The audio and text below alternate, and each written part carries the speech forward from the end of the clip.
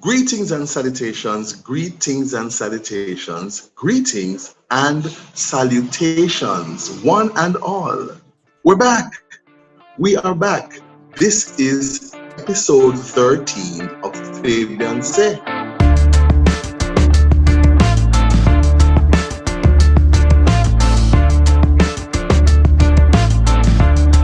And as you can see, the COVID-19 look, this had to be documented for posterity. So I think, I'm going to lose the beard, but I'm going to keep the fro for a while. So, yeah, so this is the look. The beard is growing out, the gray is showing, I'm owning the age thing and looking distinguished and all that good stuff. But I'm going to get rid of the beard, shape it up, but keep the fro. I'm actually going to buy an afro pick. Black power to the people. How have you all been? How to do? What a go on? Let me tell you something. This journey has been just that, quite a journey. It has been a trip. Not all of it good, some of it great, but I've been present for it. And COVID-19, I think, has changed our lives. Our lives will never be the same and shouldn't. Because I think, we were holding on to some things, some crosses, pop down things that weren't working anyway, that we did a hug up out of security or just because that was the status quo. And some things have fallen away because of COVID-19. We found more efficient ways of doing things. Have there been hard lessons? Oh, definitely. Saints, let me tell you. So I started out, and I think I shared this on some of the posts I did about COVID-19. I live a kind of isolated life anyway. As gregarious as I am and as much public stuff that I do, I go home, I live by myself, and I stay home a lot. Or even when I'm out in spaces, working, marking papers, in cafes and stuff, I'm by myself. So the isolation didn't bother me. What I did miss was human contact. I'm tactile, I like to hug, I like that warmth and that energy. So I missed that, but I was pretty comfortable at home. Cleared off, the clutter, the 3-year clutter on my dining room table that I never use. I made a workstation and started to use that. Ideas and projects and new ideas. I have plans for 3 books, one of which I've started writing, and I'm doing research for another one. So there's a lot of good stuff happening. And in the beginning, I was good. I had money. I was coming out of it, with some contracts and work. And then, of course, over time, the money dwindled, people. And it dwindled, and it dwindled, and it dwindled until there was no money. And then there was no food in the house. And then my phone was disconnected, and my light was disconnected. And God bless angels and friends and colleagues. A sister of mine paid my phone bill. A young man that I met years ago when he was a taxi driver, he now has his own bus company. He called me for something else. And I said something about my phone running low on charge, because my light was down. He said, well, he paid the phone bill. My landlord was incredibly generous and gave me a delay on paying my rent. It was rough. And there were times when I was questioning my value and my worth. I'm saying, well, Fabian, you're 53. What kind of pop down liberty this? And I had to shift out of that, and again, I've learned when you have an experience, it's for a reason. And you have to kind of sit in the valley. Stop complaining, stop whining, stop beating up on yourself and say, I'm in this valley for a reason. What are the lessons I'm taking from this? And it's funny, I'd gone through a period like this before, and I did a series thing called Lessons from the Valley that I shared in different lives on Facebook and IG. I think it was all Facebook.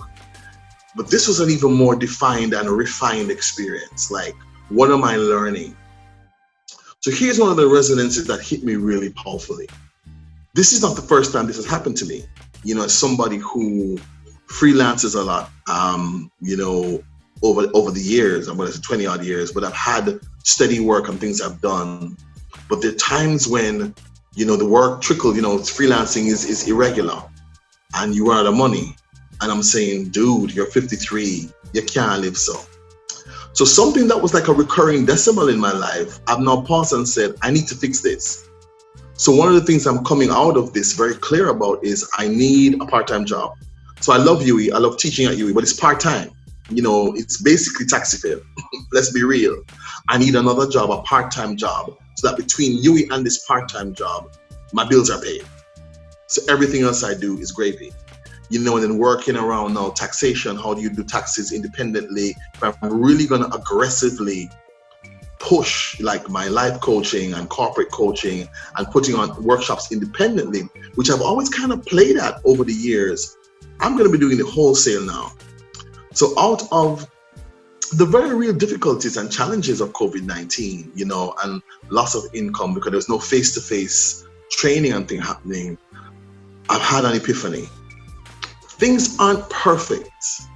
They really aren't, but I'm getting there. And I have to big up and thank Paul Brunson. So Paul Brunson is a social media influencer, trainer, who I follow. You know, he's Jamaican, he has Jamaican roots as well. And he started something on LinkedIn called Better with Paul when COVID started. And it was just these really empowering and interesting looks at opportunities, possibilities, you know, pivoting. And one morning when I was coming through this, okay, I'm coming on the other side of this valley experience, I had an online meeting, so I was scanning through social media, and he said, oh, I'm doing the last episode of Better with Paul and sharing what I've learned in this journey. And I said, oh, cool, this will be interesting. So I tuned in, and every single thing he shared, I needed to hear. Every single thing he said was like it was tailor-made for me. Most of it kind of resonated and solidified what I was feeling and thinking. So it was rough, it was difficult. People, let me tell you, the fridge popped though, it stopped working. You know, it was something like a truck and it just stopped working, and then it resurrected itself. And then you get to the point where there's no food in your house, so you're drinking water. So I said, I water fast, and I'm like, you know, okay, so I want to lose weight. Here's a manifestation of a way to lose weight. And just sat in that and did not stress out. You know, I'm like, oh, you can actually live on water for 3-4 days, like a week. You know, this is a thing that can happen. So of course, as a result, I've lost weight, which I want to do. I've started walking. So it's been just this really important shift for me. You know, as I said, coming onto this valley thing. You know, are there ideas and things you want to do that we're afraid of because suppose I fail, suppose I don't like it? You know, last week I celebrated the 2nd anniversary of my book, New Thought, New Words, which is a collection of gratitude verses, affirmations, and spoken word. And it was great to celebrate the milestone and mark it. You know, has it been as successful as I'd like? No. You know, there's an Amazon been slow, and sometimes I bitch and moan and whine because, you know, I say, look, I know all these people and they're not buying the book. I gotta let that go, because the sales will come, and if they are to come, I'm going to be authentic and stand in my truth. And people who love and support me, and people who don't know me, but I need to put the book out there more and promote it, which I haven't done a lot of. So I decided that for 16 days in July, because the book was launched on the 16th of July 2018. So I said for 16 days in July, from July 1st to the 16th, I was going to do posts celebrating this 2-year anniversary. And the posts included me packaging pictures and quotes from the launch and things people said and personal things people said. I also asked some friends to record, you know, pick their favorite poem or verse from the book and share it. And people, let me tell you something. These people showed up and showed out. They went above and beyond. You know, Jamal McKnight, who used to be my group Tribes and Kofa, Jamal had arranged a vocal treatment of the last poem in the book called I Give Thanks, which we performed with them singing and then me reading. And he said, you know what, I'm not going to be lazy, I'm going to do something else. So he rearranged a section of another poem and sent that, and I packaged that into a video. Althea Hewitt, again, bought the book on Amazon, read it, chose her favorite poem, and she arranged a section of her favorite poem, recorded it in her studio at her house, and sent it to me, and it was beautiful. My brethren, Michael Sean Harris, Michael did the poem Dare to Dream, which in the original plan of us doing CDs and voicing it, I had used my voice. Michael shell on the place. His interpretation was brilliant. It got so many views. And out of all of this pouring, you know, my friend O'Neill Williams in the States, O'Neill sent a really nice congratulatory message. You know, David Morrison, who I've known since he was a young kid in Jamaica. He lives in the States now. He asked a friend to pick up his book in Jamaica, and they took it to him. Dave also sent me this beautiful message. You know, Pastor, I used a bit of her introduction in the book. One of my former tribes members, well, he's still in tribe, Ricardo Barrett. Ricardo chose the poem From Pieces to Piece, and he choreographed himself and sent that to me. Naj is a virgin of mine who lives in the States, singer, alternative singer, beautiful soul, beautiful voice. And he also, bought the book and sent me 2 clips of his favorite things. People just showed out, and I was so grateful, and the outpouring was so beautiful. One of the little babies from my Sunday school, I'm a Sunday school teacher in my church at Universal Center of Truth for Better Living, Raina, who was blossomed into this princess and confident. And so I asked her mom, there's one poem in the book that I have as a children's affirmation. And I asked her, I'd love for Raina to voice it, and he sent it to me. She said, no, we'll do a video. Let me tell you, not only did they do a video, but the mom, Dina, directed Raina, because they live in Portmore, so they weren't close to me. And then her uncle edited it. People and I'm so grateful. And out of all of these beautiful shares, here's what it has left me with. I'm going to do an audiobook. And that came out of me doing this celebration. So gratitude begets amazing things. I'm so grateful, so excited.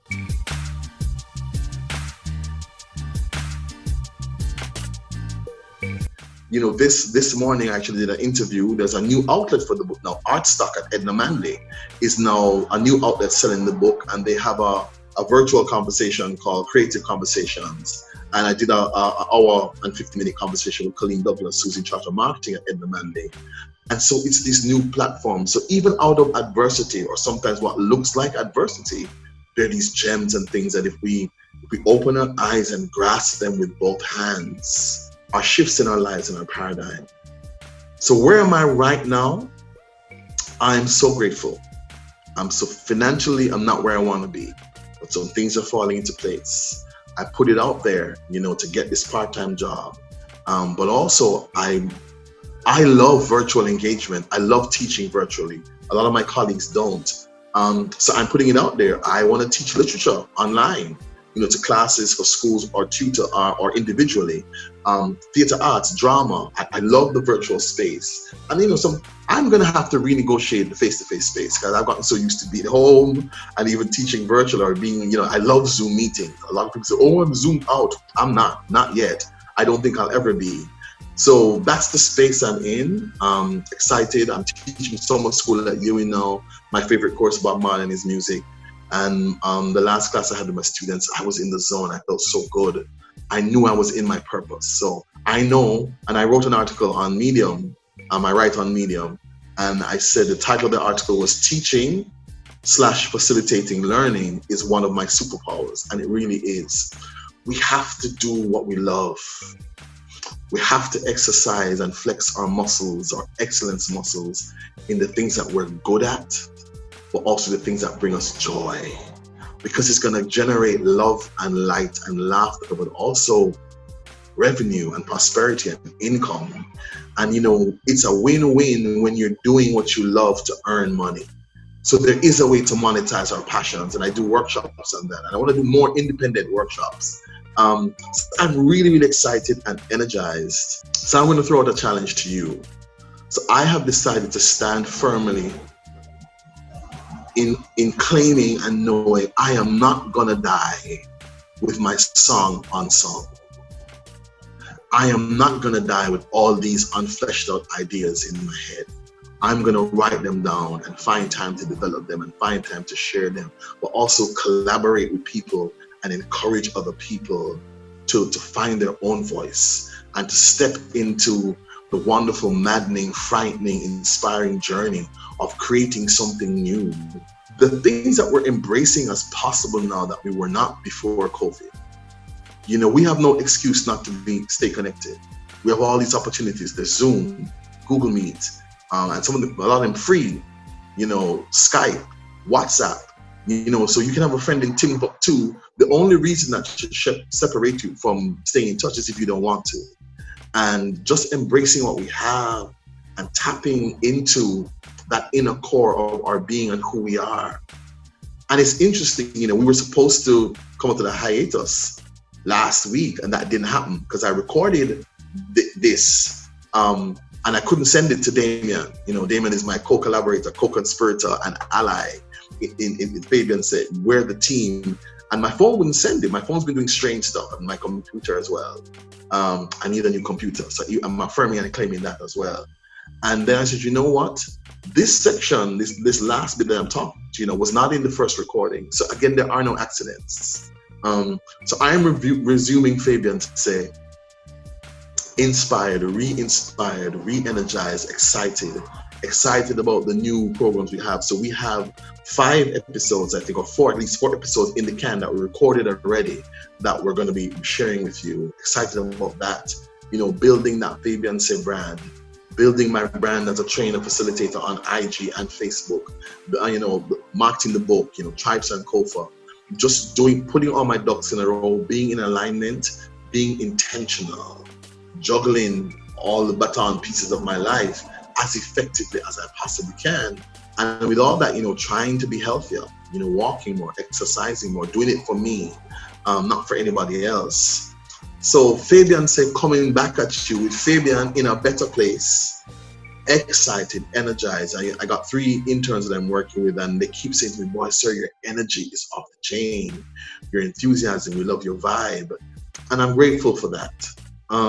So we're back, people. This is episode 13. But look what there's going to be more. And of course, we need you. I want your comments. I want community conversation. So don't just watch. And some people watch, but like, comment, but also share, in building the brand. If you are so moved, if something resonates with you, please share, tell somebody else. Even post things or people you'd like to see me interview or talk to, or topics you'd like to see me cover, so we get that communication going on. So we are back, and Damien and I are very, very excited. I'm very, very excited, and re-energized, and COVID-19 is going to be with us for a little while. Christmas might keep, might possibly kind of start a keep. So I'm so ready, so excited to take this journey, not just this Fabian Seh journey, but this Fabian journey, Fabian 2.0 people. Who is journeying with me? Who are traveling with me? So that's where we are. I'm happy to be back. I'm grateful to be back. I'm blessed to be back. Fabian Seh, in the house, there in the place. Episode 13, in your face, in your ears. Listen, like, subscribe, and share. And then stay tuned for this joyous, joyful, wonderful ride we're going to take. Name Fabian Seh, ! Peace, love, and blessings. Big up on yourself.